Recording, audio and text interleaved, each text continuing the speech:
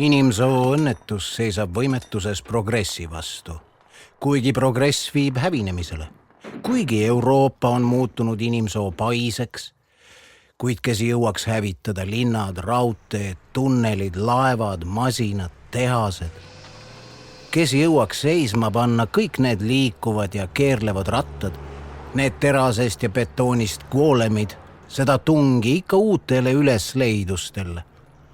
Ehk kes jõuab piiri panna Euroopa mõjule. Oleme jõuetud lõhkumiseks, jõuetud takistamiseks, seepärast polegi enam kaugel aeg, kus masinad üürgavad ka põhja- ja lõunanabadel ja traadita telegraaf, kui uudishimuline laterdaja eit ühendab mõlemaid punkte viimsete uudistega. Ning inimesel ja loomal pole siis enam jalgagi maad, kus oleks ta enesega üksi. Ning siis tuleb katastroof, mis hävitab Euroopa tsivilisatsiooni ning masindunud inimesed. Olin unistaja, kes fantaseeris naisest kui ilukoondusest, kes hulkus rannal, purjetas merel. Olin armastuse ning õhtuste pilvede laulik, kui linnas mässas juba katk ning madal taevas oli must kui nõgine pada. Kavarja oli tükike hingitsevat Euroopat, kus kuumal asfaldil hüples alasti ihu ning karjus masinate ragina saatel kõhu ning kire mõnude järele.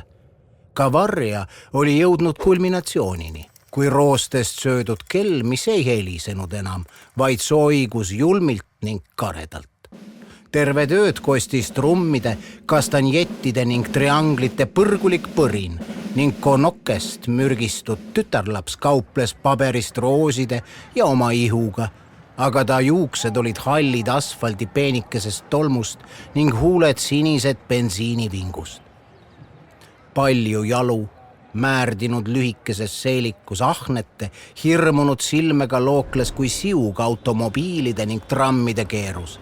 See oli tükike Euroopa lehkavast kerest, sellest tõbisest kultuurist. See oli pidalitõbise naise abort. Ning mida laiemale valgus taud, seda selgemaks sai mulle, et siin mitte hariliku tõvega polnud tegemist, vaid et kandis ta enesest terve inimsoo katastroofi algust. Taud oli väga külgehakkav, suremine oli massiline, ennenägematu, mis täitis kabu hirmuga riike ja rahvaid. Ta algas rahutusega, krampega ning hallutsinatsioonidega. Veri tungis naha alla, millest paistis kogu keha kui purpuris. Ühtlasi avaldas tõbine erootilisi kalduvusi, kuigi ta suguliselt oli võimetu, sest ta suguosad hakkasid kiiresti mädanema.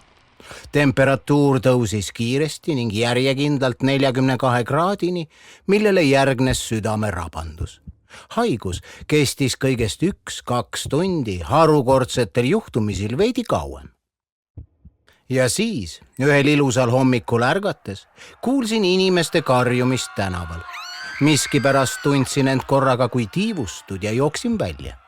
Lumperlandi Põiktänava nurgal lamas 2 meest, keda piiras karjuv rahvahulk. Röögiti, joosti, vannuti, naised nutsid ning tormasid mööda tänavaid kui ehmunud linnud. Lamajaile meestele lähemale rühkides ning nende veripunaseid käsi ja päid silmates selgus rahva kabuhirm. Purpurne tõbi oli viimaks ka varjasse jõudnud. Rahvas ei suutnud enam taltsutada oma kirge, lainetades kui tormi tulles meri. Siit ning säält kostsid karjatused ning appihüüded, raksusid purustud uksed, klirisesid langevad aknad, viinavaate veeretati tänavale, juba mõne silmapilgu järele lamasid tapetud vahakollaste nägudega alasti rinnad täis jälke noahaavu. Naised põgenesid kabuhirmus, jättes lapsed märatseva rahvahulga sõtkuda. Õhus tundus veremürgist lehka ning rahvas karjus, kiskles, jooksis, iga inimese valgeis silmis hirm valdavam suremast, hirm kui elajas, taltsutamata, kõike mahutav, ning rahvas viskles, hüppas, kargles kui vihm veepinnal, hoides päid, kiskudes, tallates kaaslast. Need polnud inimesed, vaid haavatud elajas, kes viskles puuris möirates. Olime kõik ühesarnased loomad, võlutud surma lähedusest.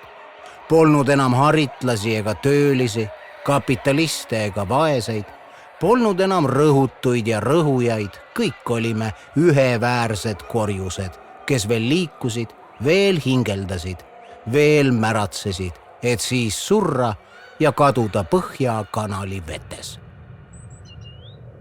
Massi märatsemine rauges varsti, sest tõbi valgus ikka laiemalle ja tappis ikka rohkem inimesi.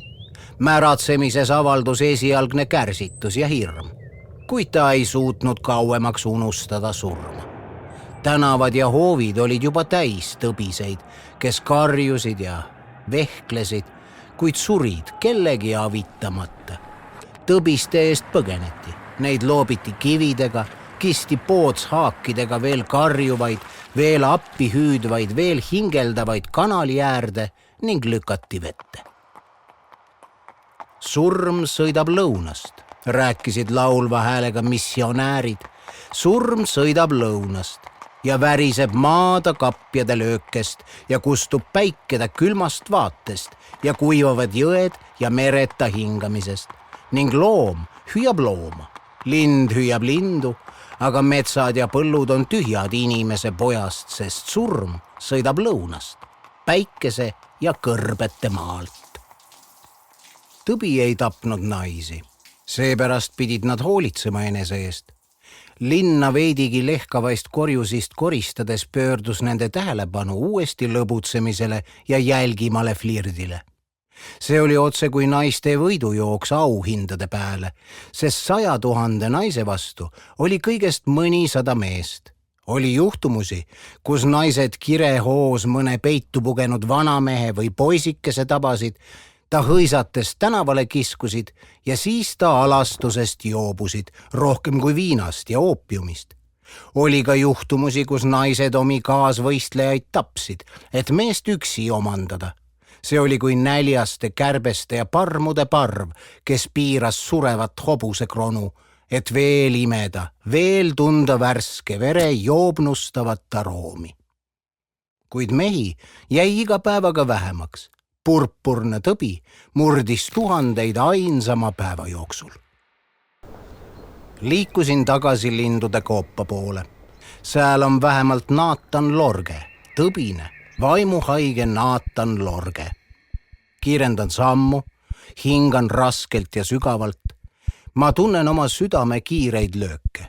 Issand, lausun enesele, otse kui palavikus, suur kohtumõistja on juba külvanud tõbe ja surma. Suur kohtumõistja on juba teinud meid kõiki üheväärseks kannatajaiks. Pole isegi päike veel talvises roostes ning tähed langevad kui helbed õitsend pult.